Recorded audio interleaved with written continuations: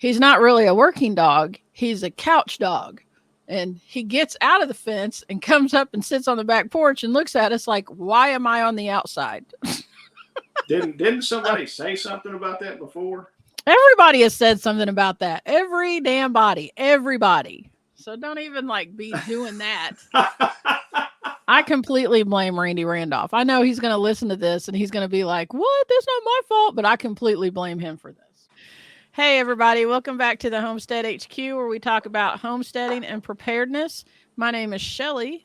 I'm Jason. Hey, guys. Thanks for being back with us. We took a small hiatus. I hope you can forgive us, but we've had a few things going on, like nothing big or, no planning a festival or any kind of crap like that and actually doing a festival. We've been doing smaller things. So, right.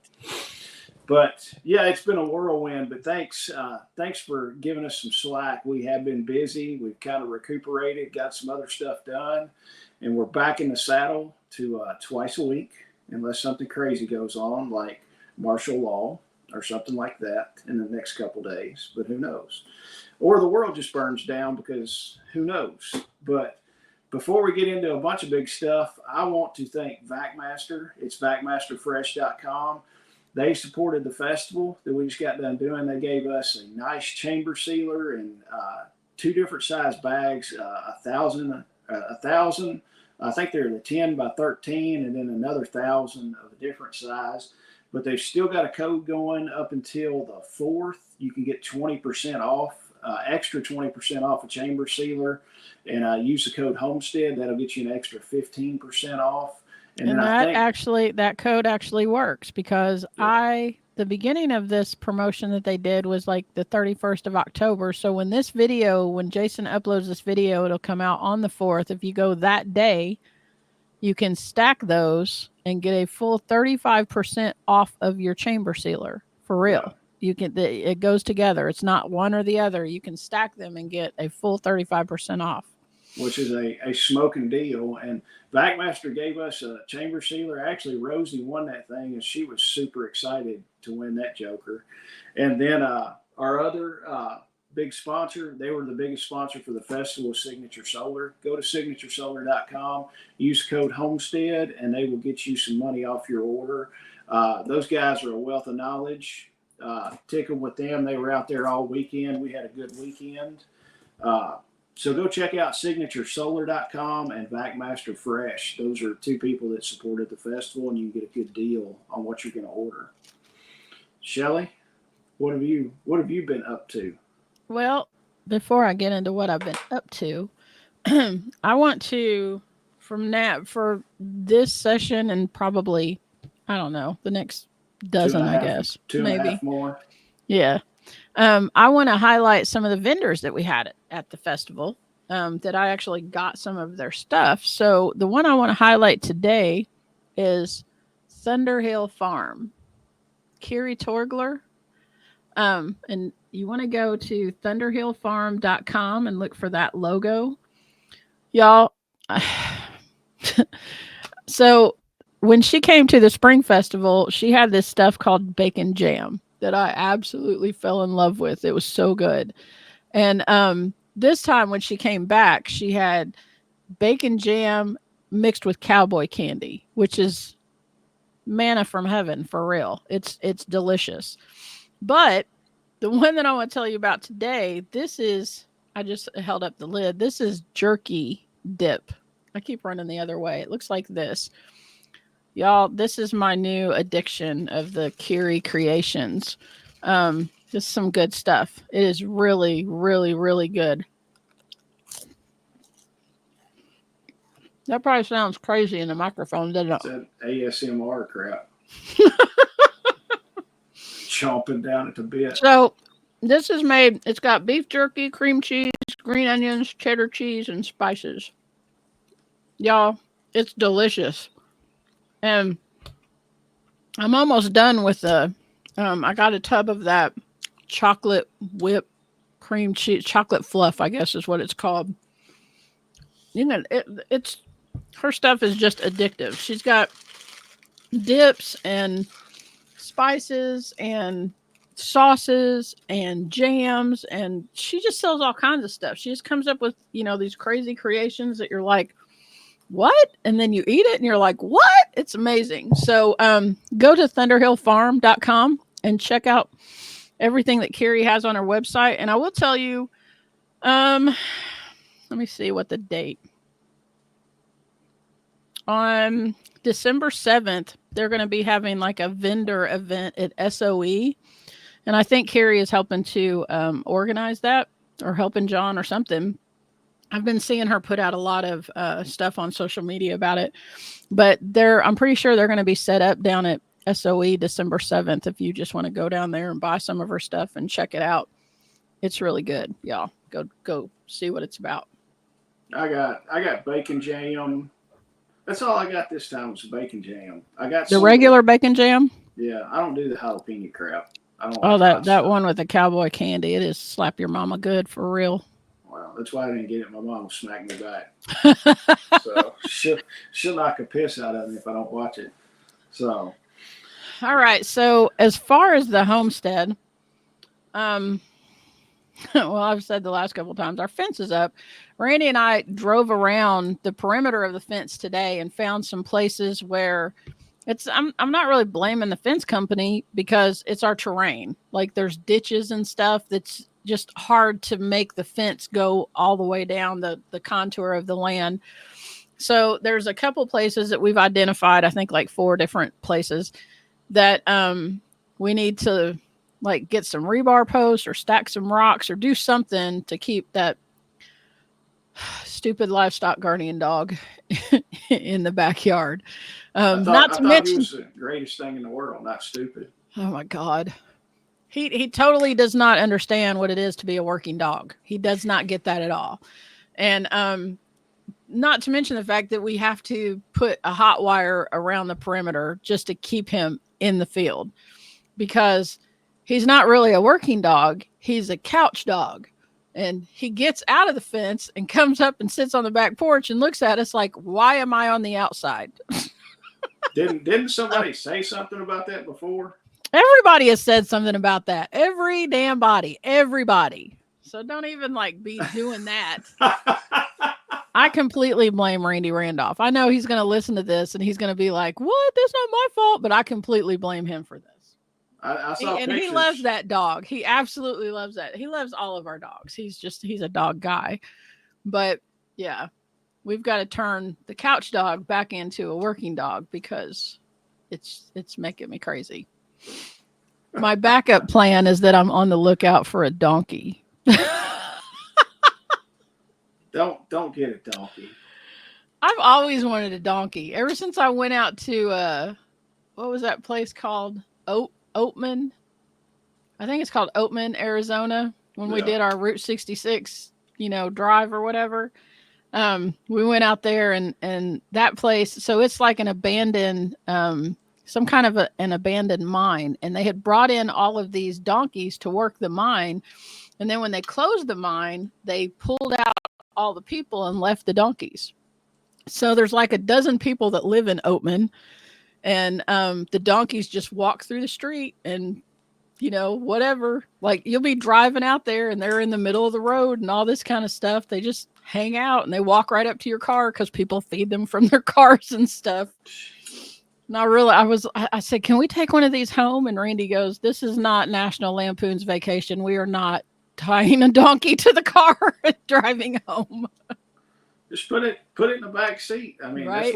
That's what my wife did. She put it in the back of her Armada and brought it home. And I'm like, what the hell? So it's funny. Her and her mom went to Nashville yesterday, and she's been all over me. She's like, we need another dog. And my whole rule is once the inside dog dies, we can get another one. I want one dog in the house at a time. It's plenty. And so she sends me a picture of her cuddled up with this little puppy. And she was like, look. And I was like, whose dog is that? She goes, it's ours. And I sent her a text back. I said, you better be joking. So I'm thinking she went down to Nashville and didn't tell me and got a stinking dog. But then I'm thinking in the back of my mind, if she told Lincoln this, Lincoln has kept this secret, and Lincoln does not keep a secret. So either he grew up real quick and didn't tell me, or she didn't tell him, but it was one of her friend's dogs. So Or maybe she didn't know and she just went down there and saw it and fell in love with it. Maybe she had no plans on getting a dog. Yeah, wow. No dog came home. So she was like, it was one of, I think it's her cousins or something like that. They stopped at their house, and I'm like, so I don't know. We're in the process. We're in debates on whether we're going to get another dog or not. I don't want another dog. So, but yeah, I mean, is that all? Other than recuperating, that's about all you've gotten done, haven't you? Well, you got a table yesterday, didn't you?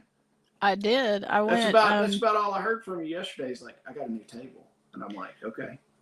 We went there. There's a place. If any of y'all live in South Central Kentucky, there's a place in Columbia that's called More for Less, or they actually have like 3 different Facebook pages. It's Build for Less, Furniture for Less, maybe More for Less. I'm not sure, but we went out there because they had on their page that they had a stainless steel table. It was a smaller table and they had it for $50. And I wanted to see it because I've been looking for a stainless steel table to put in the barn to do butchering on. And so we went out there. While we were out there, we found a sectional that we wanted. So we ended up buying a sectional. And then I asked the lady when I was paying for the sectional, I said, do you all still have that stainless steel table that you had on the Facebook page? And she said, no, we sold that one. And she goes, but I got one right there in a box that we haven't put together yet. And it's 72 inches. I'll sell it to you for $100. And I was like, sold. Yeah. Because when I went and looked at the price of it, it's like $350 table. Oh yeah. And it's got the shelf on the bottom of it. And it's 72 by 30 inches. Yeah. So Randy came home and put it together, and it's down in the barn. I put a tarp over it because I still have chickens that are going back in the barn, even though I've taken them all out of the barn. Oh yeah. So but hey, $100 on that size of table is a smoking deal. Yeah. So I was pretty excited about that. I would get another one and put in the shop for $100 to have that size table in there.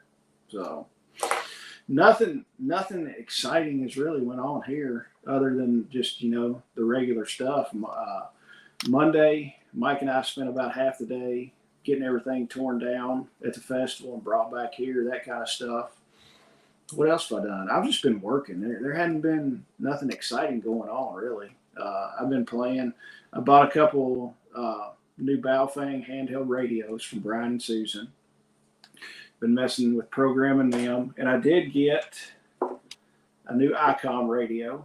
I bought that the other day, and I'm going to play with it after the podcast. I've got to get it programmed. And just been, I don't know, status quo, nothing. I don't think nothing new and exciting happened. But other than feeding the animals and watering them and stuff like that, I guess maybe I'll have a lot more time after the martial law is declared. We can do some projects since we won't be able to. Probably you won't be able to go anywhere. Everything will be cool, right?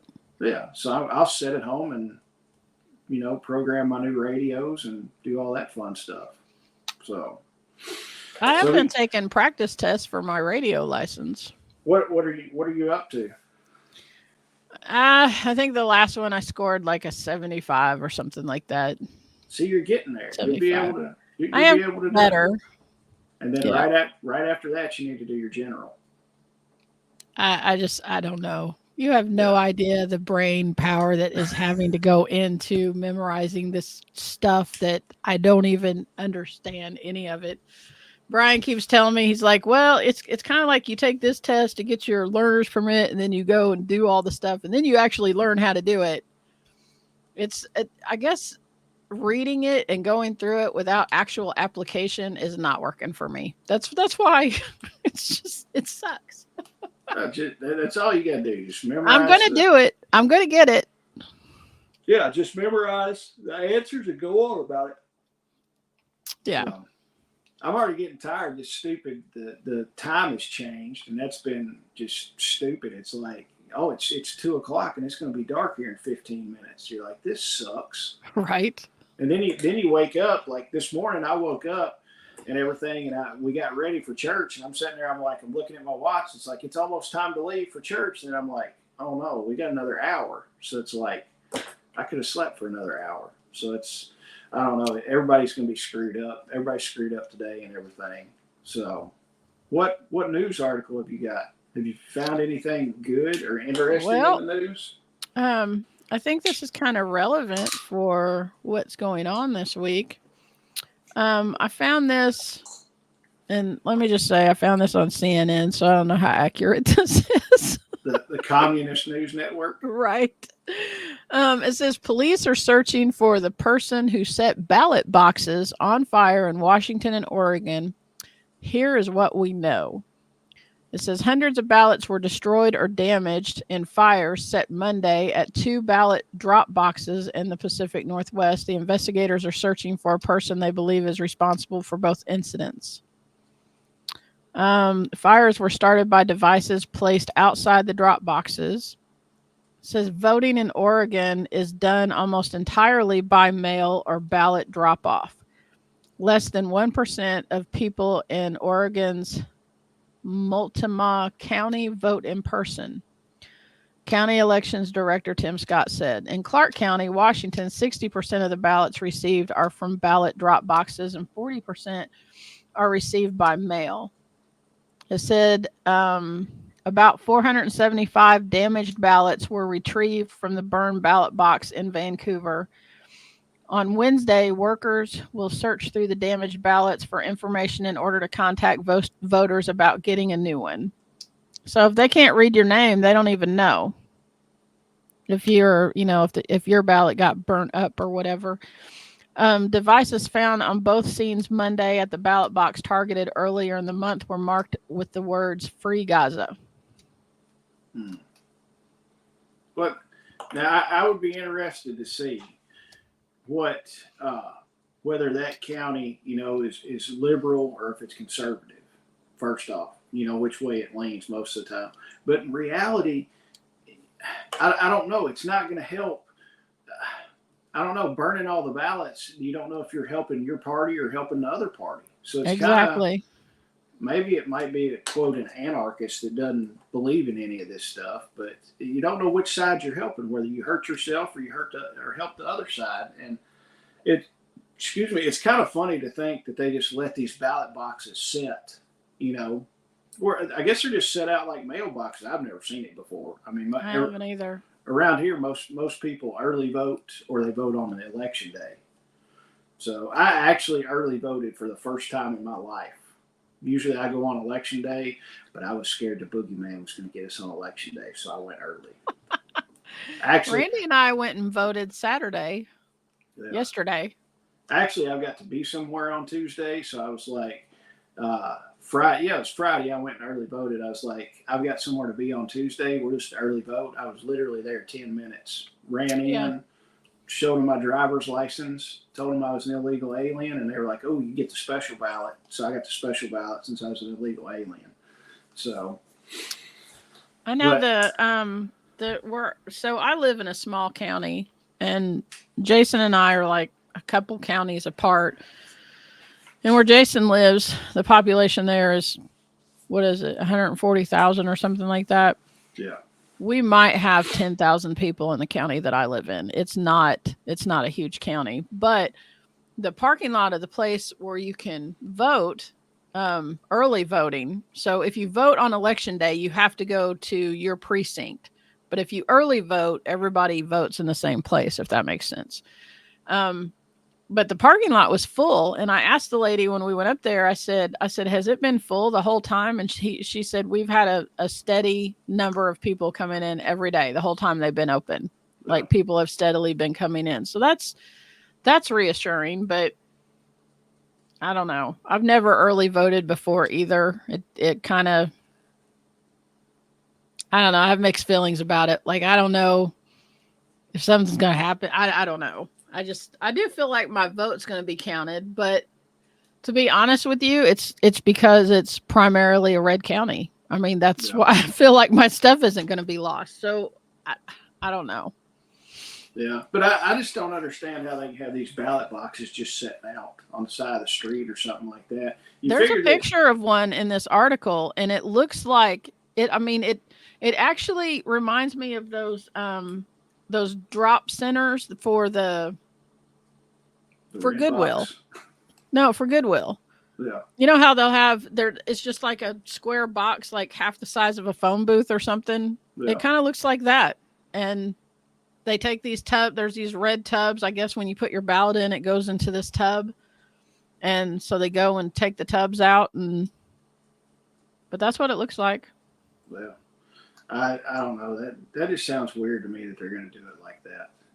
Yeah. What, who knows? Why can't you take them to somewhere where they're secure? Like the Democrat headquarters over there or something. They won't mess with them there. That's secure and impartial.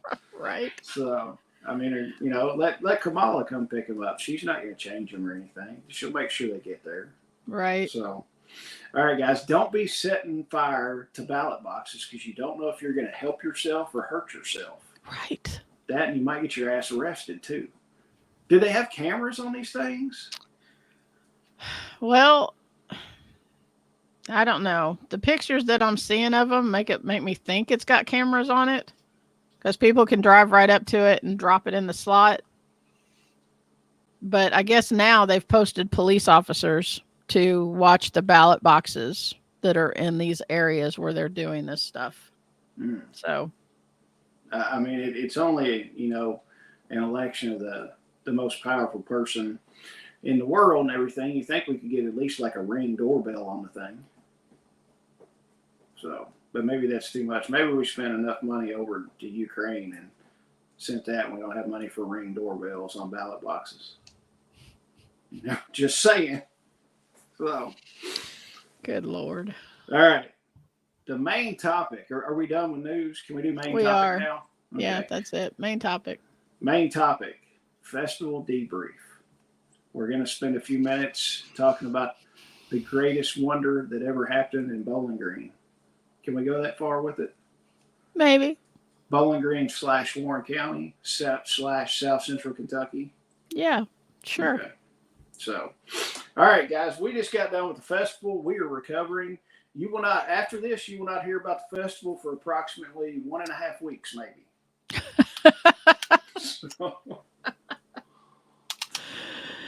Yep.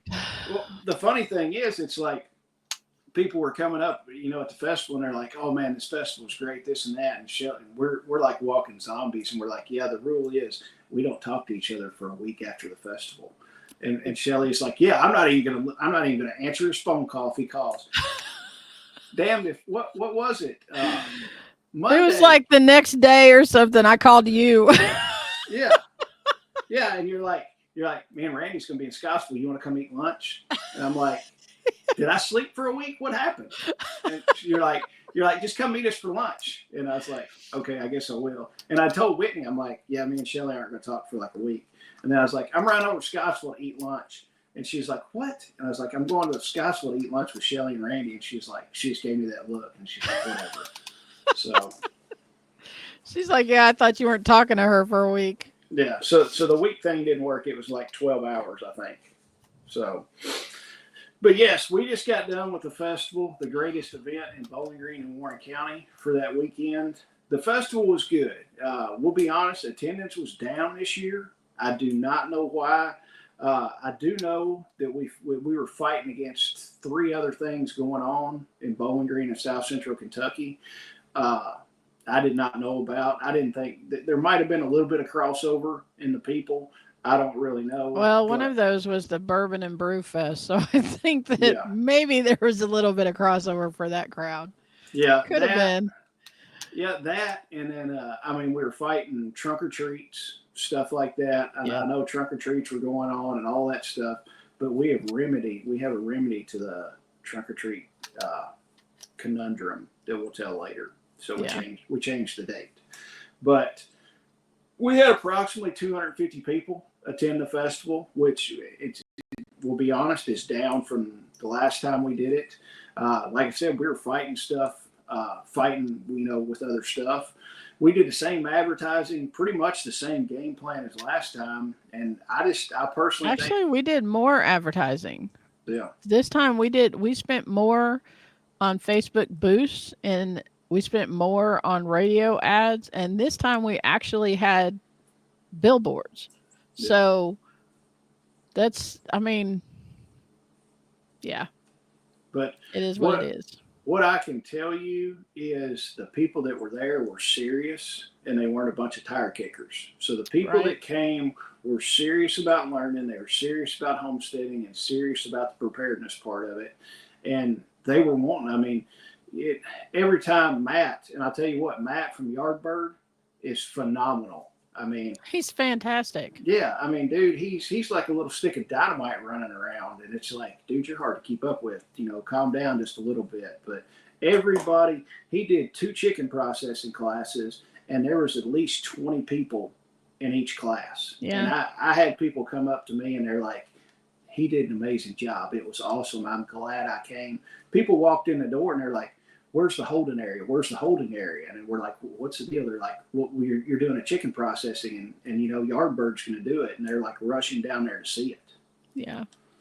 So, And somebody told me that he said that he doesn't normally like have people come up from the audience to do it, and that's how he did it this time. yeah. He demonstrated one and then had people from the audience come in and do it, and they loved it. And he's so stinking funny. I mean, he's a great teacher. He used to teach high school, and you've really got to have a sense of humor to teach high school because those kids are a little bit cray cray.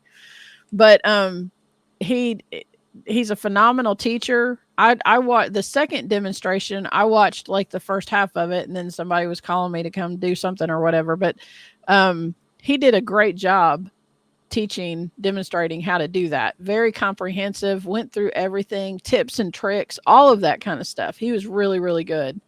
Yeah. And we're going to have Matt back at the next festival. I've already talked to him. He was like, I'm turning in my report to Yardbird and going to talk to them. And he was like, I want to come back. He said this is one of the most well-organized festivals he's seen. And I didn't tell him that we're just doing it on a wing and a prayer. I was like, oh yeah, we spend a lot. Yeah, we spend a lot of time coordinating all this, and we got a flow chart and all this stuff. I was like, yeah, it's good. A flow chart. Yeah. So I should have been like, do you want to see the flow chart? So the flow chart's taller. Oh, than then that. It would have been like, go see Shelly. Yeah. And I would have been like, what the hell are you talking about a flow chart? I don't even know. What do you mean? Yeah. Be like, the flow chart's taller than you, too. It's like an 8-foot tall flow chart. So. Oh my gosh. But yeah, I mean, there were some awesome people there. I made a lot of good connections talking to people in between running around and doing all this. I tell you, I really enjoyed talking to Bill Stoker. I wished I could have talked to him a little bit longer, but he was good. Local prepper, Cal, he was a delight to talk to. I like that guy. I'm glad he came in. I wished I could have spent more time with all the speakers that I hadn't met before. It seems like Byron Russell is a hoot. Like, he is just funny. Yeah. I enjoyed talking to him. And now Byron does, and if those of you don't know, Byron is the drone guy. He knows all about drones. He actually teaches a drones pilot class out at his place that you can go to and learn how to fly these drones. And my brother came in and talked to him for a long time, sit through his class and everything like that. And my brother's thinking about buying a drone. And I'm like, cool. I was like, get a drone. I was like, buy a drone. I want one. I was like, I want you to have one. And he's like, well, I'm going to go. So I can use it. Yeah. He's like, I'm going to go to his pilot's class and learn and see about this. And then he's like, I'm going to buy a drone. I'm like, sweet. And then in the same breath, he went and bought another suppressor the other day. So. Where is Byron located? He lives over around Clarksville, Tennessee. Okay. So he's not that far from us. No, I think it's Black Mountain or something like that is what they call it. But it's right over around Clarksville is where he's at. All right. So, but yeah, I mean, there was some good stuff. Everybody seemed like they had a good time. I was tickled with everything. Nothing really bad happened that I know of. So. Even though our numbers were low, I was tickled because, you know, like, I'm always really concerned. I want the vendors taken care of, you know. I mean, they take the time to come down there and do set up and all of that kind of stuff, and I really want them taken care of. But most of the vendors that I talked to, there were a couple that were a little disappointed, but most of the ones that I talked to, they did really well that weekend. We had several vendors that like sold out of everything that they brought. So Yeah. that's good. I know the guy from the feed place, Heirloom Feeds, he sold out of everything that he brought with him. Yeah. And people were tickled about him. And he was leery. I talked to him. He was a little leery on coming and investing that to come over here. He's like, I don't know if it'll really be worth it or not. And I was like, hey, give it a shot. But he was a little leery of coming over and doing it. I'm glad that he sold all the feed that he brought, and people were impressed with his stuff. Yeah. So, but it was a good weekend. Leslie, how many people? Leslie did herb walk, and she always had people out there on her herb walk. Yeah. I'm gonna say the first day, I think she had probably about 15 or 20. That was the day that I think Jessica and Sam, our daughters, that was the day that they went with her. And then the second day, there was even more than that. There was probably like 30 people, maybe not that many, maybe 25, something like that. But it seemed like there was a big crowd out there. But I mean, people, and again, she is a fantastic teacher. The way that she explains things, and she's usually always so calm. And she even came in, she brought Jason and I a gift for the festival. We got these little boxes that had tinctures in them, and one was for stress relief, and I can't think of what the other one was for. But like my stress relief one is almost gone. And people, some of the volunteers that we had, they were having some stressful days. I was like, come back here, I got some tincture for you, you'll be fine. But yeah, she gave me the little thing, and I was like, awesome. And she was telling me what it's about. And I was like, can you like shoot that in an IV and give it to me in an IV? And she was just laughing. I haven't tried any of it yet. We were down in it all weekend. Me and Casey, yeah. I was not. I didn't down any of it. I was fine. So I was running on little to no sleep, and I'm like, I'll be okay. So, but I tell you, Lawrence canned the crap out of stuff all weekend. Yeah, he did. It seemed like there were people over there pretty much nonstop watching him can stuff. So, and he actually wound up the chickens that Matt processed. Matt took the chickens up there and was like, here, can these things. And Lawrence told me, he was like, I ain't got anything to cook these things in. And Matt he like brought whole chickens, and Matt was like, that thing will fit in that canner, just pressure cook it and do it this way. So like Matt's throwing a whole chicken in the canner, and Lawrence is like, okay, I guess this will work. But yeah, it seemed like every time I looked over, Lawrence had 4 or 5 people watching him do stuff. He was worn out, but he told me he had a good time and wants to do it again.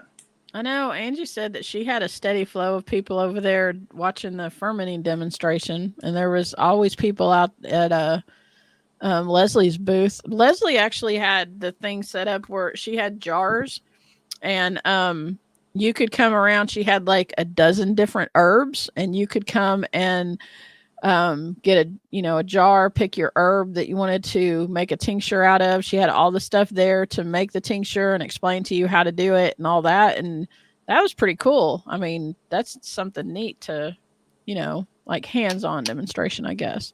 Yeah. And then Flomaton Famous, a bunch of people were down talking to him about tree grafting and all that kind of thing. So yeah, the demonstrations went over well. I really liked that. Yeah, I was excited seeing the live demonstrations. I think people liked that, and like I said, I think most of the vendors had a pretty good time, and they're excited to come back. Hopefully, we'll have all those people come back. I know Brian and Susan. I talked to Brian, and he's like, "Dude, I didn't really get out of the booth." He said we had people in the booth pretty much all weekend talking about radios and stuff like that. So, I picked up a few more radios from him. Yeah. So. But I think all in all, it was good. What else have you got that you thought was good about it? The flow seemed to go really well. I do think that we need to carve out, like you were talking about, I think we need to carve out a little bit more time between each one of the speakers. But it seems like every time we do this, we get a little bit better and things go a little bit smoother, because we're always trying to improve and, pivot. And if something that we mess up or something, we're always trying to, okay, we're going to do this different next time. And I think that we're getting good with that. We do take the feedback because the flow chart. Yeah. We do listen to the feedback of the people who are involved, and we try to make changes to make everybody's life easier. I mean, some of the things we can't change, but if we can, we do try to do that. And that's one thing. People, if y'all are at the festival, tell us, leave a comment and tell us what you would like to see, what you thought worked, what you thought didn't work. Leave a comment on that. And Definitely. also, if you weren't there, tell us some people that you would like to come see. That would tell us somebody to get your butt off the couch and drive to Bowling Green to come see them. Leave some comments on that who you'd like to see come, because I'm not afraid to say no, and I'm not afraid to ask somebody. He is not afraid to ask anybody anything. And I will tell you this: the next festival is going to be bigger and better. I have essentially, what was it, Monday? Yeah, hell, it was Monday or Tuesday. I'd already started on the next festival, so I've already got 2 people. Yeah, he already started making his list of who he's going to ask. He was asking me who I wanted him to call and all that kind of stuff. So, well, I mean, I've already got 2 people booked already, so I can't tell you who they are yet. We don't want to ruin the surprise, but I've already got 2 people booked, and I already got some vendors booked out for it. So, well, look at you. I'll tell you a week before. It'll just be a surprise. We'll just put a question mark on the flip. You ain't gonna tell me a week before because we got some marketing to do. we need a new flow chart is what we need. So, but yeah, I mean, now I tell you what, the highlight of the festival, I love doing the charity dinner, and I'll be honest, the charity dinner is a pain in the ass. Just no lie about it. It is a pain to do, but what we get out, we don't get anything out of it other than dinner and hanging out with the people. But what Caleb House gets out of it is not. It's amazing what we can do. What such a small audience can do. How many people were there? 48, I think. I think so. 40. We had 47. 47. Yeah. Less than 50 people at the charity dinner, and it's amazing what you can get done with a small group of dedicated people that are dedicated to raising some money for an organization. That was Saturday night. I mean, like I said, it's a pain putting this charity dinner together, but it's worth it when you see how much money that you can raise for that. Shelly, yeah. You got the number? Yeah. Tell everybody the number. We raised $10,488 for Caleb House. Which is amazing for that small thing. It is amazing. And a lot of our vendors donated, like Mike from Keys Custom Knives, he donated a knife. Jeff Smith did the hammer or the axe. That axe was I mean, I'm not even like into axes, but doggone, that was a nice axe. Oh yeah. William donated a permaculture consultation. Yep. Callie Blackwell donated a consultation. Leslie donated a whole bath. She donated literally an apothecary, an herbal apothecary. It had like 8 tincture bottles in it, and some books and some salves and stuff like that. And then she also, along with that, gave she'll come to your place and walk your property and show you what you have on your property that you can harvest and make tinctures out of and stuff. Chronically healthy. Yeah, they donated a consultation. They actually donated. They also donated a gold, like a little gold. I mean, it was like real gold. Yeah. Chronically healthy is probably going to regret doing their thing because I'm the one that bought it. So, leave a comment below if you all can help Chronically Healthy figure out what's wrong with Jason. Yeah. So, yeah, I bought that, and I was like, okay. I was like, we'll see if we can drive these people insane. Be like, you're stuck with me for a year. Burrow Bullets out of Tennessee, they donated 1,000 rounds of 9mm. Chris with Squatch Survival Gear donated a Squatch bag. Yeah, and then Refuge Medical, they donated a bear fac that we auctioned off. Bruce with DeBrief Leather Works, he donated is that a shaving bag or it's a shaving kit? Bag? It's a shaving kit. I bought a shaving kit bag. It's So, nice. oh yeah, It's a nice bag. And Bruce was our auctioneer. He recently went to what did he say? It was like a 8-week class or something. I think No, so. maybe it's a week long class, but they were like 9-hour days or something. I don't know. But he went and got certified to be an auctioneer, and so he's doing that now, and that was cool. I mean, I Yeah. really enjoyed that, having him auction our stuff. Oh yeah, he did a good job. But Yeah. I'm tickled with what we raised. We didn't hit our $86,000 goal, but there's always next year to hit it. Right. So, but yeah, I mean that was good. I had a great time at the charity dinner. The whole festival was great. Even if we had some lower attendance, the people that were there were serious about it and not just doing a bunch of tire kicking stuff. Right. So Yeah. I'm tickled. What else? Is there anything else? Hmm. Maybe we should tell them when the next festival is going to be. All right. We have made the executive decision to change the festival up a little bit. We're going to do the festival we're going to try it one time a year, and we're going to put an extra day on it. So the next festival, I got it written on the whiteboard. I'll look over. It's July 18th, 19th, and 20th. Same place, but it's going to be in July. And we're adding an extra day of speakers. We'll have tickets up for sale probably in the next week or so. We're going to revamp the website, all that stuff. And I know people are saying right now, they're typing in the comments, oh my God, it's going to be 95 degrees in July in Kentucky. Our building is 70 degrees in July in Kentucky. So just remember, all of our festival is indoors in a climate controlled area. It will be 70 degrees all weekend for our festival. It's So not think gonna be about it this hot. way. A lot of the festivals, you have them like either in the spring or in the fall because, that's moderate temperatures at that time. And we're going to be it's just going to bust it up a little bit. There's still going to be festivals in the spring, there's still going to be festivals in the fall, but it seems like everybody does a festival in October, and how do you go to all of them? How do you maneuver that? So we kind of figured that having it, kind of halfway between the spring and fall festivals, that it would make it a little bit more economically feasible for people being able to take that time off and, come in and enjoy that. Plus, it's climate controlled. So we have air conditioning. Yep.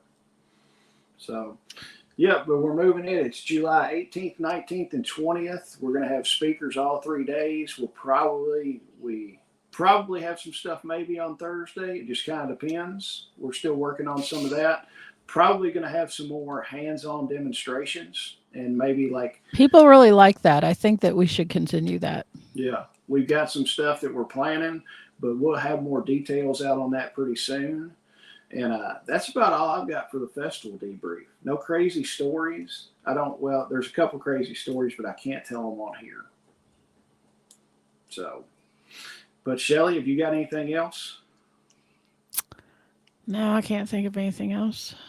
We're too tired to think. So, this has been a short podcast. We will be back and have another one for you on Thursday. We're going to get back in the swing of everything and get back to quote the real world, I would say. Right. So, but guys, we appreciate you, and leave a comment. Tell us what you liked about the festival if you're there, what you didn't like about the festival, and give us some criticism and some suggestions on it. And we will see you next week. Talk to you later. Bye. Bye.